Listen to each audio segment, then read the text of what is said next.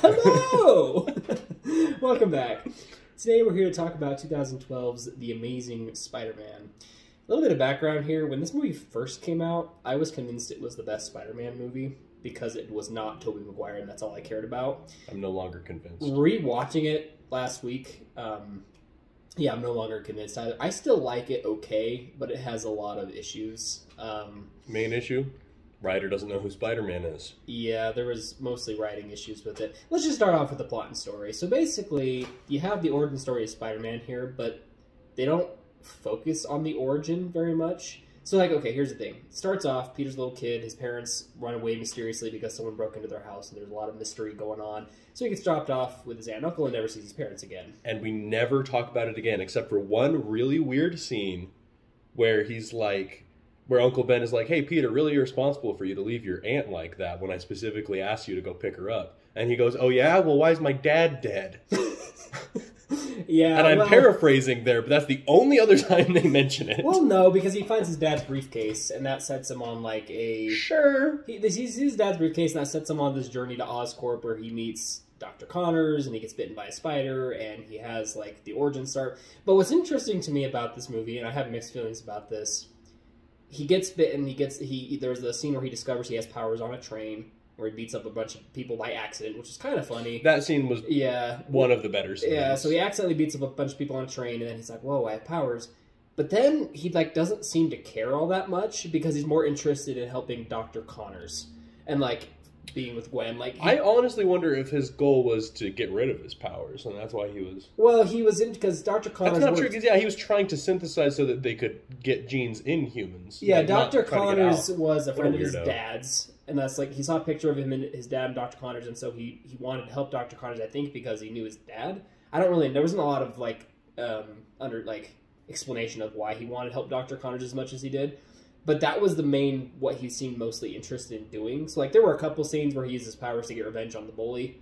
Or he, like, accidentally broke things because he didn't know his own strength, those were fun, but, like... Yeah, I mean, that's just basic superhero. That's just superhero stuff, but overall, like, when in the... And I don't want to compare the two, mostly, but, like, The Amazing Spider-Man versus the original Spider-Man, when Peter gets his powers in the original one, he's very interested in them, and he wants to find out...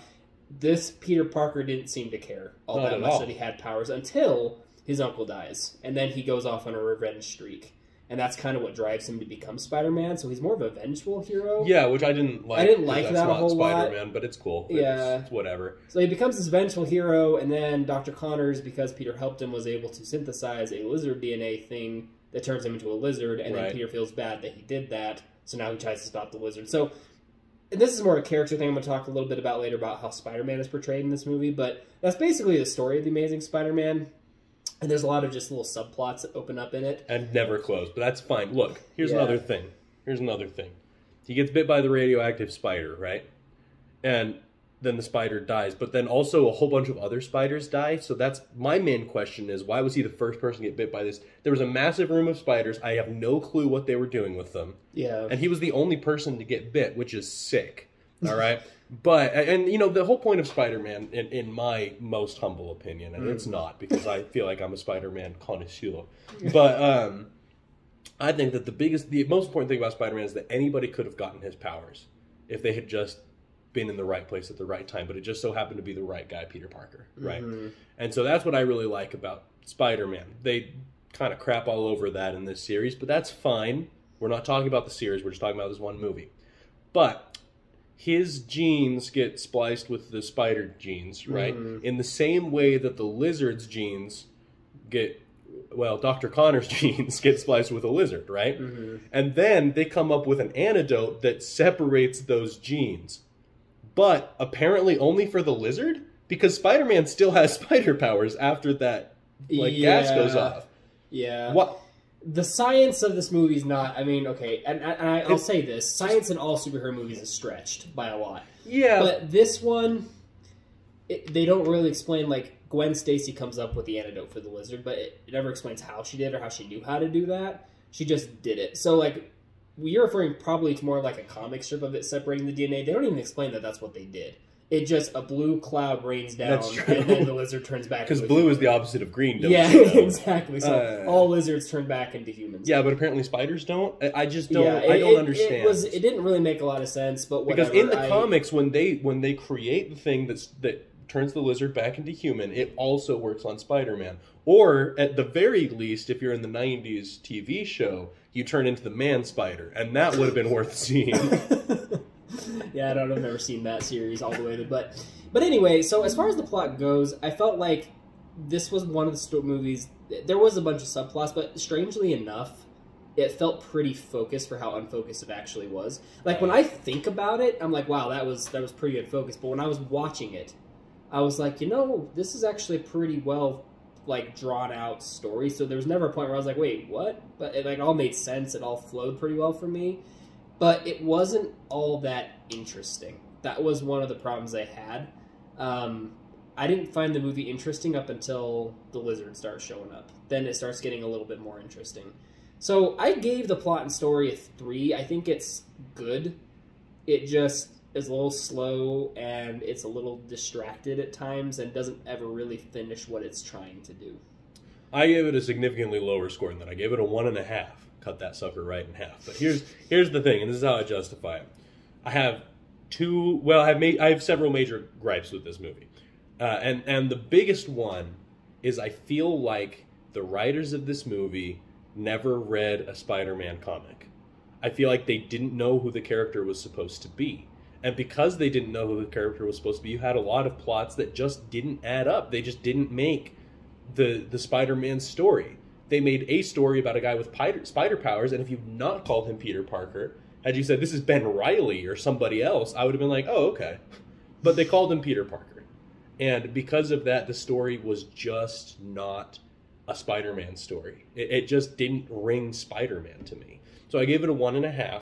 And then also all of the plots that just opened up and they never do anything with at all. And then also all of the just like the super convenient things. It's just sloppy writing. Mm-hmm. Say it worked. Say you got it to work. Like, how much would the foreign species take over? What could the side effects be? It's hard to say, considering no subject survived. The problem was always... The decay rate algorithm? Hey, we're sitting in a different spot, but we're talking about the same thing. Except for acting and characters. Acting and characters now. Okay, I've already expressed that the characters were not what I wanted them to be. So I'm not going to talk about that very much. The acting in this movie was mostly fine. Mm-hmm. Mostly. Yeah, that's what I will say. I maintain that the acting is easier to watch in this movie than it was in some of the previous ones. Andrew Garfield and Emma Stone are both very good actors. And I enjoy watching them on screen. I don't love... Their dynamic. Well, I actually do like their dynamic pretty well. Much better than Tobey Maguire and Kirsten Dunst. 100%. But again, not comparing. Right. But here was the thing. Andrew Garfield, as Spider-Man, has some really good moments where I like the way he does his facial expressions. He's really awkward. In this one in particular, he's really awkward. And he's just a good actor, and you can see that. Same thing with Emma Stone, although Gwen Stacy's character is pretty inconsistent in this one. In the beginning, she seemed pretty confident and pretty cool and on top of everything. And then as soon as like she and Peter need to start becoming a thing, she becomes awkward too. Yeah. And I was like, well, where did that come from? So that bothered me a little bit. I will also say that I don't love, and Ben brought up a lot of the gripes I have with the character of Spider-Man in this one, is mostly he doesn't feel very heroic to me. Feels like a jerk. He feels like a little bit of a jerk, a little bit of just a very angsty, vengeful dude. And I don't love that because, like I said, he was driven to become Spider-Man in this movie out of revenge for whoever killed Uncle Ben. You know what he kind of feels like? He kind of feels like the superior Spider-Man. When Spider-Man and Doc Ock, when Doc Ock's on his dying breath and Spider-Man and Doc Ock's minds get switched, so they take each other's bodies. And so Doc Ock is just like, he has Spider-Man's powers, but he's just kind of a jerk. That's who he feels like. Because he still does good things, right? He still, like, stops criminals. But then when the police are like, thanks, buddy, he's like, screw off. You know, like, he's just mean. Yeah. You know? He's just mean. Yeah. He feels like the superior Spider-Man. That's who he feels like. Anyway, continue. Yeah, I don't know who that is. But anyway,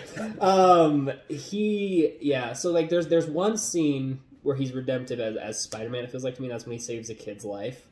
That's a good scene and a good moment, but other than that moment, he kind of just like, you see him go out and try to get revenge on a bunch of criminals that he thinks might have killed his uncle, and he only doesn't kill them because they weren't the guy that killed his uncle. Right. And so then he like slowly see him start to like deliver them to the police. But it doesn't feel like he knows why he's doing that. Other than at first he didn't. Yeah, at first he didn't, and then he just like, whatever, here you go. Yeah. So you never see the moment when he actually chooses to be a hero, other than when he saves the kid's life. Yeah, that was the first time he did anything like actually heroic. Yeah. Yeah, and then in the end, he turns everyone back into humans. The lizard man is turned into a lizard, but again, his motivation is not very clear for that. It kind of feel like he just felt bad that he made the lizard, so he wants to fix it. So I don't love what they did with Spider-Man as a character, but I do like Andrew Garfield as an actor, so it kind of makes up for it. But you know what? I didn't like Andrew Garfield that much in this role, and I know that right now that's a super unpopular opinion because the Spider-Man No Way Home just came out and he stole the show. I did not like him in this movie. I didn't like him in this movie, and I think that part of that was because well, first of all, they didn't understand the characters, because at some point, like, he was riding a skateboard in the hall like he's some cool guy, but at the same time, he's a jerk, and so, like, he almost feels like a bully, but then as soon as he gets around Emma Stone is really the only time, or really just when he's around girls is the only time he's awkward. So he doesn't feel like a nerd. They never showcase his intelligence, and and also, I think he was easier to watch with Emma Stone than Kristen Dunst was ever, but the issue is I still didn't enjoy watching it. It just made me really uncomfortable. Like the scenes where they're in the hallway, and it's kind of like I'm laughing but I'm cringing, and I'm okay with that to an extent because he's supposed to be a nerd and he's supposed to be uncomfortable around girls. But what I will say is that most of the time when he's around Gwen in the comics and the TV shows, he does a lot better because she's also supposed to be a nerd, and that just wasn't the case in these movies. And really, the only time that he had a redeemable moment as like a hero in the beginning 2 acts of the movie was when he saved the kid from Flash Thompson, which was like not enough to redeem all of the times that he was a jerk. Yeah, he's not a great... They don't portray Spider-Man all that well in this movie. Yeah, although I did like they did make him more sarcastic and funny with the villains. They did a little better with that. They had like 1 or 2 scenes where he did that, and I appreciated that. As far as the other actors go, though, you have a bunch of actually pretty big names like Sally Field and Martin Sheen as Uncle Ben and Aunt May. And I like them both in that role. They didn't give Aunt May a whole lot to do other than be a concerned parent figure, which I guess is kind of what Aunt May does. But Uncle Ben, I like Martin Sheen as Uncle Ben because he could be the cool parent, but also the stern parent, and I liked that in him.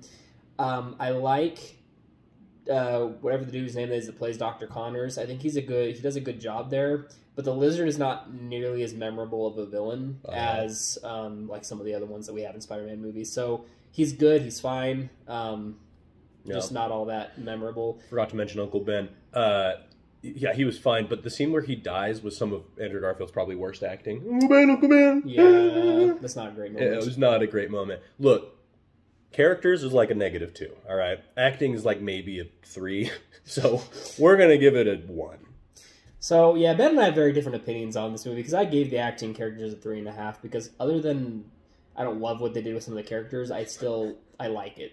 And the characters don't bother me nearly as much as they bother Ben. So, they bother. But see, here's the thing: like Ben, the difference I think comes from Ben is a much like he's read the comics apparently. I like Spider-Man.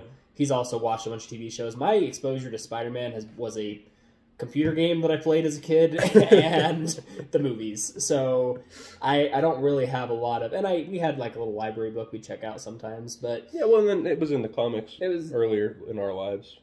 It would come out in like the yeah, but I never really read those. Weird. So, okay. Well. Yeah, so my opinion of this movie is going to be different than Ben's because I'm looking at it just based on my movie exposure, and it's fine if you just look at it like that. If you get more deep, it's probably pretty wrong. But, yeah, if it's just a movie about some kid who gets spider powers, it's fine. Yeah. But if it's a Spider-Man movie, it's a sin. So yeah, I gave it a 3.5 on acting. He gives it a 1. We're going to have a very different score by the time this movie's over.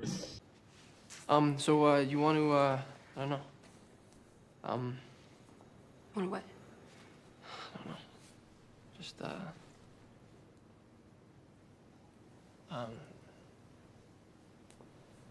don't know, or we could do something else, or we could, if you don't, we could... Yeah. Yeah? Yeah, either one. As far as the action goes in this movie, I think it was probably one of the highlights of it. I agree with that. The action, I don't love it still, though. It's kind of just average action to me. There's a couple scenes that I like. The scene where he fights the lizard in the high school is kind of fun, although it's pretty short. I like the scene. The Stan Lee has a really good cameo in this one, where he's a librarian, and you just see the Spider-Man lizard fighting in the background. Things are flying around, and he's not paying any attention. He has to get saved a couple of times because things are flying at him. That's a fun scene, a fun sequence. I also like the battle on top of Oscorp, where the lizard is trying to shoot up a cloud that's going to turn everyone into lizards, and Peter's trying to shoot up a cloud that's going to turn everyone back into humans. That's a good scene, mainly because of the intensity behind it, because the time is ticking and you only have 2 minutes to stop it. And there's some fun little action sequences in there. Other than that, though, I don't feel like this movie has really anything special to bring to the table in action. You have some funny moments with Peter on the train accidentally beating up people that are attacking him, and then some scenes where he's smashing alarm clocks, breaking backboards, because he doesn't understand his own strength yet. And those are kind of fun, but they're not all that interesting. Yeah. And then there's the montage of him beating up people who looked like the guy that killed Uncle Ben. Mm-hmm. And, like, specifically the scene where he was... he caught, like, a card thief. There's quite a bit of action there. Here's what I'm going to say. Well, first of all, we don't get a huge... we get some showcases of his spider sense. It was fine, but I didn't like. I've always had this issue with the Spider-Man movies. There's only a couple of times where the spider sense actually really works. Like he gets shot in this movie. Spider-Man shouldn't really be able to get shot. I'm going to be honest with you. That shouldn't really be a possibility, but that's fine. The main thing with the action for me is that it's not super memorable. When you go over these scenes, and I will say that there are some scenes that I actually really enjoy. There's a scene where Gwen hits the lizard over the head with a trophy, and the lizard's about to go get him, and Spider-Man starts crawling around him and webbing him up, and I thought that was a cool scene. That was a cool scene. I liked the Stan Lee cameo. I like mostly the scenes where he's just swinging around, although he honestly doesn't do a lot of swinging around in this movie. There's just a couple of circumstances when he does that, but I liked him running on buildings. I think that it looked perfectly fine in most of the action sequences. I did not have any major issues with the action sequences. But it wasn't perfect. Mm-hmm. It wasn't perfect. There was plenty of scenes that were just kind of boring. And I will say, the scene on the train... No, I'm going to get back to that in cinematics. There are some issues with the action that are mostly cinematic based. Mm-hmm. But the action to me, it was just he did some flips and kicks and tricks and spits and all those good things. Kits. But for the most part, it was just okay. Yeah, that's kind of how I felt about it. I would say it's more than... I would say it's better than average. I would give it a 3. That's what I gave. I gave it a 3. We agreed on something. Hey, look at that. We did it. It's the highlight of the movie. Anytime the action kicks up, it's a good moment for this movie. But it's not... It doesn't hold the same sort of memorable moments that some of the other Spider-Man movies have. Not trying to compare, but you kind of have to in some ways. In certain circumstances. Yeah. So yeah. It's fine. It's a 3.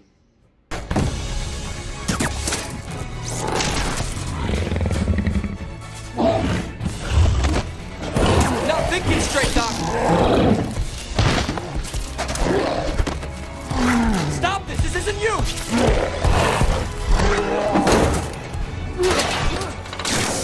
Let's talk this out.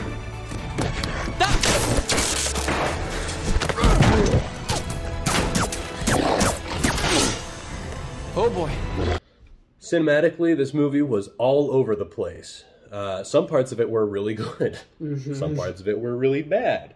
And the bad parts, I don't think outweigh the good parts, but they do distract from a lot of it. Yeah, I would agree with that. some of the highlights cinematically is, for me, the score of the movie was very good. I enjoyed the background music. I also like the costume design for Spider-Man. I know that's not... People don't tend to love this costume, mostly I think because of the eyes. Yeah, I think that's weird. I like the costume design. Yeah. That's a hot take, though. Yeah. Everybody likes to hate on this costume. I have no problem with the costume. I like the way it looks. It's also a little rubbery, but that's fine. Some of the shots are pretty cool. There's a scene where Dr. Connors, who's missing an arm, is looking in a mirror and trying to give himself another arm, and that's a cool looking shot. Yeah, it was a cool looking shot. So there are some good shots. I also really like the music. Yeah, that's what we have. Well, I like the original score. Yeah. I don't like their choice of pop music. That they just kind of randomly play in it. Yeah. Yeah. That's an issue. But yeah. anyway. So those are the things I like about it. Some of the things that hold it back a little bit for me is when it comes to the action, and Ben was going to bring this up. Oh, yeah, I will. Very quick cuts, especially on the train sequence when Peter's beating up the dudes. Man, every time it kind of reminded me of Batman Begins a little bit. When every time a fist was thrown, it cut like 2 or 3 times. Yeah, I would say that the main difference between this one and Batman Begins is that I was able to forgive part of Batman Begins because there was a reason for it. You know, it was almost like, you know, they don't know who Batman is, so you don't know who Batman is. It still bothered me. Yeah, it bothered me quite a bit. But at least they had some kind of justification. This movie had no reason to make all of those cuts. Yeah. No reason at all. And all it did was it just gave me a headache and took me out of the movie. Mm-hmm. Yeah. All in all, though, and I don't know if this is true, but I remember hearing somewhere this was Mark Webb's first actual movie he directed, and I gotta say, for a first movie, it was fine. It was pretty good. Yeah, it was good. It shows that he had the possibility of being a great director. Yeah. If this was his first movie, if this was not his first movie, then he's made some issues. He's made some. Yeah, but I really did. I thought everyone looked good. I thought it sounded good. The way that the webs sounded when he was shooting it was pretty cool. That, yeah. And even you could hear, mostly with this movie, and I kind of like this, when the spider sense went off, you could hear it more than you could see it. Yeah. And I liked that. Like the 9 times that the spider sense went off. Yeah, I liked that, though, because it's easier to understand when he's from a feeling it. Yeah, so I liked that. So I gave the cinematics a 3.5 because I thought, for the most part, they did a good job with them. There are some quick cuts in there that I didn't care for. Ben said there was some random pop music that started to play that I didn't care for. Like that. But overall, I think cinematically, it was actually pretty well done. Yeah, just because it was so spread out, it's really hard to grade. Mm-hmm. Because there are some things that were really good, and there's some things that are really bad. And so what I went and did is I just said, all right, 2.5. I don't care. Mm-hmm. So. Yeah. Fair. Yeah, 3.5, 2.5. I think it's above average. It's forgivable. The things that are really bad are forgivable because of the things that are really good. But the things that are really good kind of get distracted by the things that are really bad. So it's just like... It's right in the middle It's for you. Fine. Yeah. Yeah.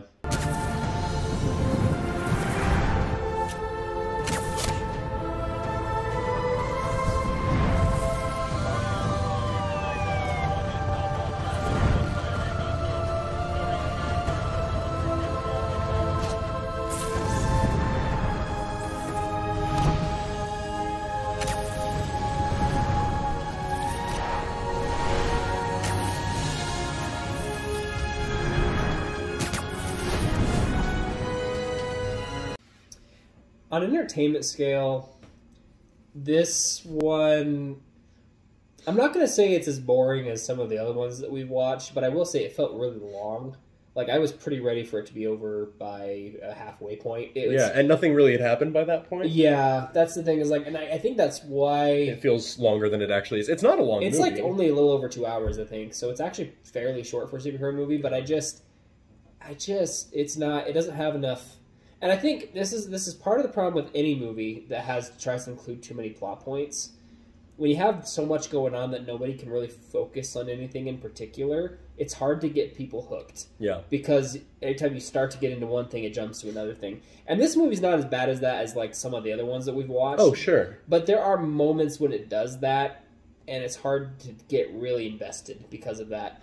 And I don't really have a lot to say other than it's one that I actually do rewatch every now and then, although I think it's been at least 5 years since I watched it up until last week. But I'm hoping to never have to watch it again. Yeah, But it's one that every now and then, every maybe couple years, I get this random urge where it's like, I want to watch that again because I haven't seen it in a long time. But every time I watch it, I like it a little bit less than I liked it the first time or the last time I watched it. So eventually you'll be like me and you'll just not like the movie. Maybe eventually I just won't like it at all. I gave it a 2.5 on entertainment because I wasn't actively bored or like against what was happening, but at the same time, saying that I was entertained is a stretch. I just kind of was watching it, and that's pretty much the end of it. Yeah. So I gave it a 2.5 on an entertainment scale. Yeah, here's the thing. My judgment on this movie is going to be very biased. Because my issue with this movie is, again, they don't know who Peter Parker is. And because of that, I could not be entertained by the movie because I was like, everything about this is wrong. So, you know, if you go and watch this movie, our dear viewers, there's a possibility that you will be entertained. But this isn't about you. It's about me. This movie sucked. So I think on an entertainment scale, I have to give it like a 1. I just have so many issues with it. Now, I will say it's not the worst movie I've seen, which is why it does not have the worst score. And I will also say that if I was not judging it based off of how much I love the character of Spider-Man, it would probably be higher. It would probably be higher. I am giving a whole lot of you know, apologies right now so that later nobody is like, hey, by the way, you suck and your opinions are wrong and Andrew Garfield is the best Spider-Man. He's not. He's not. But I'm just, all I'm saying is that I'm super biased on this movie. With this movie, yeah. And on this, when it comes to I'm more passionate about Spider-Man as a character than any other superhero. Which is crazy to me because you were a huge Batman and Superman buff too. I am. Not nearly to the point of Spider-Man. But not nearly to the point of Spider-Man. And I think that they've screwed up almost every Superman movie. They've never really made a great one, to be honest. No, they haven't. Yeah. But Spider-Man is just, he's an important character to me. I like Spider-Man. He was a character that in high school I related to a little bit, minus the spider powers, you know? So it's just, when I see him get portrayed so incorrectly, it's really frustrating to me. So the entertainment value of this movie drops drastically based off of that alone. So I gave it a 1, and I need to do some math to figure out what my total score is. So yeah, you do some math. I'll just tell you, for me, overall thoughts of this movie is that it is fine. It's passable. It's good enough, but it's not great. It's certainly not an amazing Spider-Man, though that is the title of the film. It is not an accurate representation of the movie itself. The movie is, I gave it a 3.1 total. It squeaked above a 3, which means I lean towards liking it, but it's not great. It's an improvement to me from the one we got right before it, but it doesn't live up to some of the ones that came before that one. So it's okay. I like it enough, but it's not one that I would ever say. I would say you should see it once if you've never seen it. And if you like it, I'm with you. If you don't like it, I understand. That's kind of how I feel about it. yeah, I gave it a 2 as it happens. No. Which I actually think is lower than what I gave Spider-Man 3, which I think is an accurate representation. I truly think I would rather watch Spider-Man 3 than this movie. I really do.